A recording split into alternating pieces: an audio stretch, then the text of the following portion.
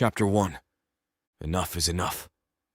The signs were there, glaringly evident, yet there was a collective inertia. War was looming, not just in distant lands but also within the United States. An unsettling sense of unrest permeated every corner of the nation.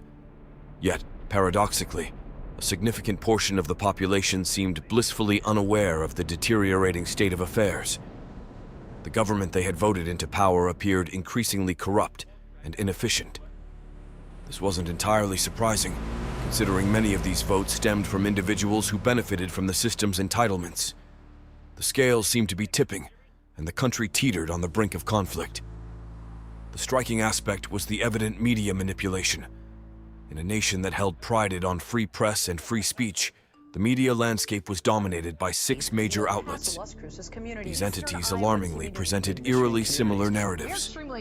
This homogenization of news raised questions about journalistic autonomy. Were they reporting or simply reading a scripted narrative handed down from their affiliated political parties? Yet, what was even more concerning was the general public's apathy. Many seemed oblivious to this media monotony, their attentions diverted. The American populace, traditionally seen as informed and participatory, was now more engrossed in celebrity gossip and the allure of government handouts. Shows like Keeping Up with the Kardashians dominated conversations more than the questionable actions of politicians or the evident media bias. In this quagmire where pivotal concerns were constantly eclipsed by the frivolous, the very foundation of democracy seemed to be eroding. The apparatus of government, once a symbol of hope and order, now seemed to be tainted by greed. Many elected officials appeared more as opportunists than public servants, leveraging their positions for personal gain. Programs and initiatives that were ostensibly designed for public benefit became tools for siphoning public funds. Payments to educational institutions, for instance, were sometimes little more than conduits for funneling money into the pockets of certain lawmakers and their affiliates. These questionable transfers of taxpayer dollars, albeit thinly veiled, went largely unchallenged. The public, unfortunately, seemed either blissfully unaware or willfully ignorant. This complacency could be attributed in part to the entitlements they received. As long as the benefits flowed, many turned a blind eye to the indiscretions of those in power. This culture of passive acceptance threatened to redefine the nation's democratic ethos, converting citizens into mere spectators of their own governance. The pattern was eerily reminiscent of the American Revolution, where a vocal minority began to challenge and critique the establishment.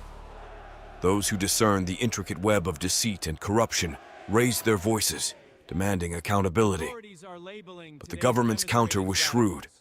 By entangling these issues in the legal system, the momentum of public outrage was blunted, causing scandals to lose their sting over time.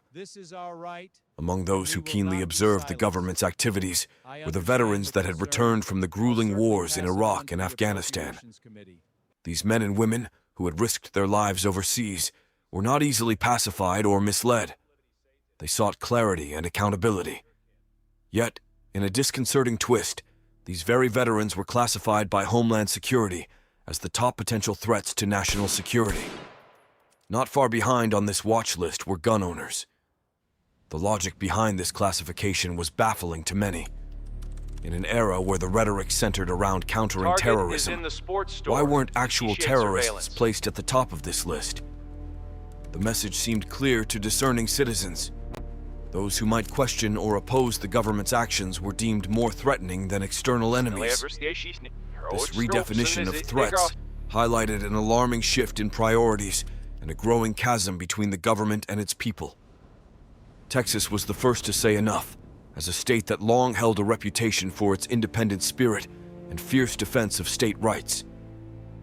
As the federal government's actions became increasingly questionable, Texas emerged as a vocal critic. The decision we make today will define our generation, and together we will weather this storm.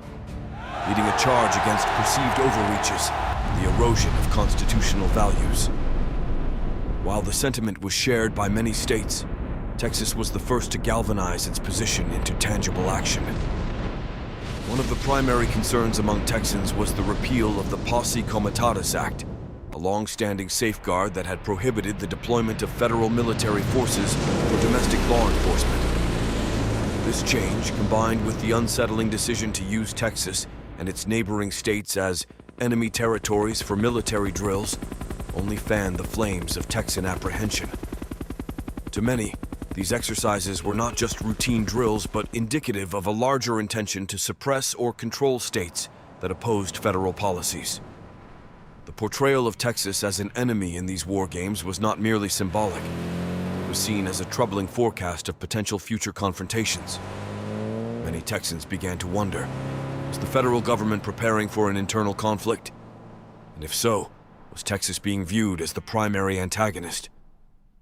This environment of distrust and unease set the stage for heightened tensions between Texas and the federal government, reshaping the dynamics of state-federal relations for years to come. Military exercises near Bastrop, Texas, unnerved the local population. The sight of C-100s dropping paratroopers and supplies, combined with soldiers rappelling from Black Hawk helicopters, was reminiscent of an occupation rather than a mere training exercise. Despite the vast expanses of land available to the military for such large-scale drills, they chose locations which unnecessarily stoked public fear. Compounding these concerns were the covert operatives dispatched to roam the streets, presumably to gauge public sentiments. These Black Ops agents thought they could blend seamlessly with the locals. However, their repeated probing questions about the community's views on the government or their armament were telltale signs of their outsider status. While such tactics might work in cosmopolitan cities like New York or Los Angeles, they stood out starkly in the tight-knit rural communities of West Texas. Amid the uneasy sentiments held by the citizens of Texas towards federal interventions, the governor asked the head of the Texas National Guard to monitor all military activities conducted by federal forces within the state. The beginning of the year carried familiar news. Texas, along with some neighboring states, would once again be designated as enemy territory for military drills. Alarmingly, each year saw an increase in equipment and personnel being brought into Texas for these exercises, but notably, much of the equipment stayed behind post-drills. As the third year of these exercises rolled around, the routine remained largely the same. The governor maintained a vigilant watch through the Texas National Guard, ensuring they kept track of every federal military move. But this year was different due to a pivotal event that edged Texas closer to secession. Alongside the military drills, the Bureau of Land Management, BLM, was accused of overreaching its powers by attempting to claim large swaths of land along the Texas-Oklahoma border. Stretching across the Red River Valley, these lands had been integral to local ranchers who had grazed their cattle here for centuries. The BLM's sudden interest in classifying this vast expanse as federal property threatened to uproot these ranchers, jeopardizing their way of life. For these families who had cultivated these lands for generations, the very notion of eviction was inconceivable. In Texas, there's a well-known saying, "Don't mess with Texas." Evidently, this memo never reached the BLM. In a covert operation under the cloak of darkness, they rolled in with semi-trucks and ATVs, forcibly confiscating the livestock belonging to ranchers from the Texan side of the Red River Valley. This wasn't the first time the BLM tried such tactics. Earlier, they had faced significant pushback in New Mexico when they attempted to evict a rancher from state lands that had been in his family's possession for generations. Using ATVs and helicopters, they rounded up the rancher's livestock, causing the deaths of several cattle in the process. In retaliation, ranchers dug in their heels, staging a large-scale protest that drew supporters from across the nation. Both veterans and civilians, armed and ready, rallied behind the ranchers' cause. After a tense standoff, the BLM was forced to back down, returning the cattle and making all attempts to erase the event from public memory.